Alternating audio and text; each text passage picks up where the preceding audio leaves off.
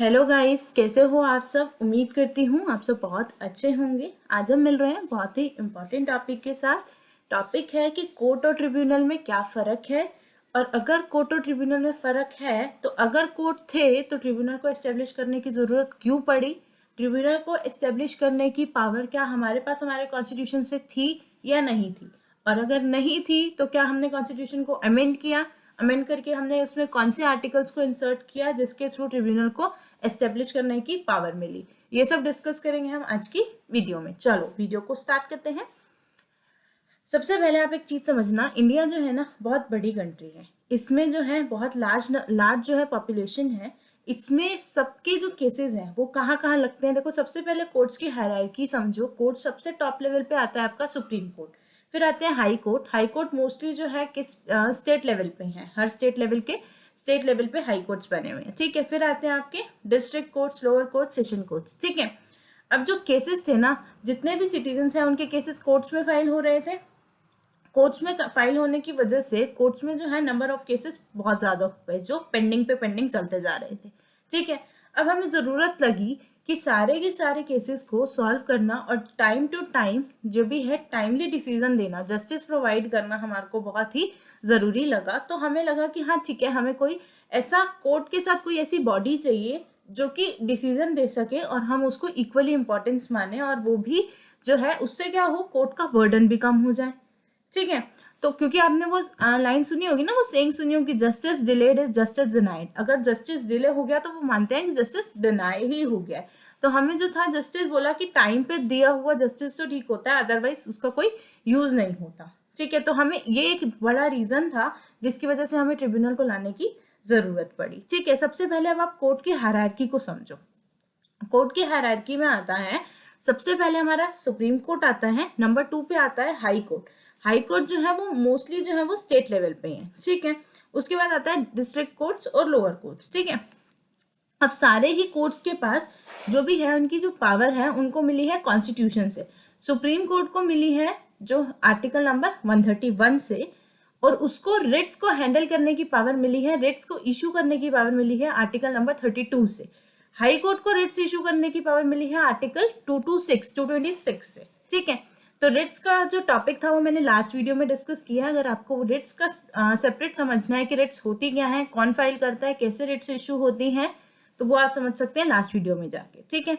अब जो ये है, अब आप मेरी बात समझो। जो कोर्ट्स हैं वो आपके मतलब कोर्ट्स जो है ना, कोर्ट्स का बहुत बड़ा सिस्टम नहीं था, ठीक है। एक सुप्रीम कोर्ट हो गया, हाई कोर्ट हो गया, और नीचे लोअर कोर्ट्स हो गए। तो उसमें सारे केसेस फाइल करना एक बहुत बड़ी प्रॉब्लम क्रिएट कर रहा था। केसेस पेंडिंग हो रहे थे क्योंकि मान लो कि कोर्ट के अंदर कोई जज बैठा है, उसकी किसी चीज पे स्पेशलिटी नहीं है, ठीक है। मान लो कंपटीशन कमीशन ऑफ इंडिया का केस लगा, ठीक है। किसी की बोला कि पर्टिकुलर केस को हम बोलेंगे एंटी कॉम्पिटिटिव या नहीं बोलेंगे, तो उसके लिए हमें स्पेशलाइजेशन किसकी चाहिए, जिसको कंपटीशन कमीशन ऑफ इंडिया मतलब कंपटीशन एक्ट के केसेस सॉल्व करने आते हो।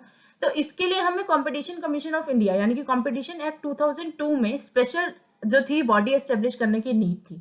हमें लगा कि अगर कोई स्पेशल बंदा होगा जो उसी फील्ड को समझे तो केस के लिए जो भी है जस्टिस देना इजी रहेगा। आप मेरी बात को समझ रहे हो। एक तो ये था कि कोर्ट्स के ऊपर बर्डन बहुत ज्यादा था, दूसरा हमें स्पेशलाइजेशन भी चाहिए थी, ठीक है। अब समझते हैं ट्रिब्यूनल क्या होते हैं। ट्रिब्यूनल होते हैं क्वासी जुडिशियल बॉडी, ठीक है। ना तो ये कोर्ट होते हैं ना एग्जीक्यूटिव बॉडी होती है, ये समवेयर बिटवीन होते हैं कि कुछ क्वासी जुडिशियल होती है और इनके ये जो है इनके पास पावर होती है कि ये भी डिसीजंस को दे सकें, ठीक है। अब ट्रिब्यूनल को लाया क्यों गया, ट्रिब्यूनल को लाया क्यों गया, ताकि कोर्ट्स का बर्डन कम हो जाए और जस्टिस जो है वो फास्ट हो जाए, ठीक है। ट्रिब्यूनल कैसे आए, tribunal first came into due to 42nd amendment. Constitution में हमने 42nd अमेंडमेंट करी, उसके बाद 2 आर्टिकल को इंसर्ट किया। आर्टिकल कौन से, 323A एंड 323B को इंसर्ट किया, ठीक है। 323A और B को इंसर्ट किया, उससे हमने कैसे, उसमें हमने पावर दी कि हम ट्रिब्यूनल को ला सकते हैं, एस्टेब्लिश कर सकते हैं। किसको पावर दी वो देखते हैं। देखो आर्टिकल नंबर 323A ने पावर दी पार्लियामेंट को कि पार्लियामेंट जो है ट्रिब्यूनल सेटअप कर सकता है डिस्प्यूट्स को हैंडल करने के लिए।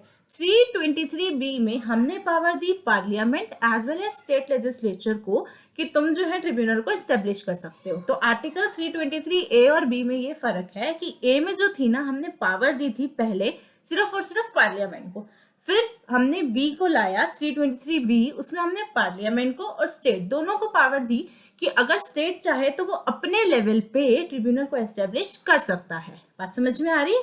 ठीक है, तो हम जो है पार्लियामेंट और स्टेट अब दोनों के पास पावर आ गई कि हम ट्रिब्यूनल को सेटअप कर सकते हैं। अब एक मोटा मोटी समझो तो the matters talked of in clause 1 of the article are very clearly stated in clause कि हम किस किस मैटर के लिए हम जो है ट्रिब्यूनल को एस्टेब्लिश कर सकते हैं। देखो, टैक्स रिलेटेड, जैसे कि इनकम टैक्स में हमने IT-AT को कर रखा है ना, इनकम टैक्स एपीलेट ट्रिब्यूनल।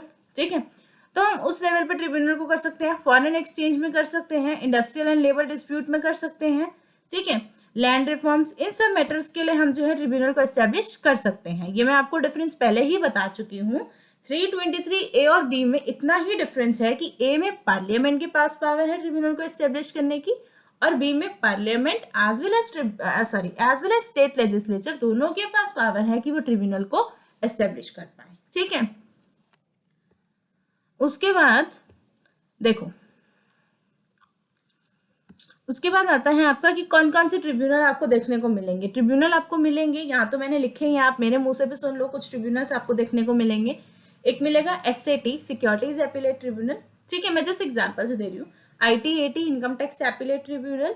ठीक है, और आपको मिलेगा NCLT, national company law tribunal, NCLAT, national company law appellate tribunal. ठीक है, तो ये सारे कुछ ट्रिब्यूनल्स हैं जो आपको एक्ट, देखो ट्रिब्यूनल जो बनाए जाते हैं ना वो पर्टिकुलर एक्ट के अंदर बनाए जाते हैं। जैसे कि अगर SAT बना है तो वो सेबी के थ्रू बना है। ठीक है, सेबी एक्ट से बना है।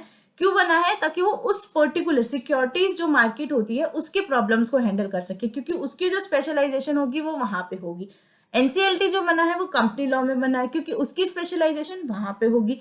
तो मेरा जो मोटा मोटा जो मैंने बोला था ना आपको कि हमें क्या चाहिए, एक ट्रिब्यूनल चाहिए जो स्पेशलाइज भी उसी में हो और वो कोर्ट का बर्डन भी कम कर पाए। ठीक है,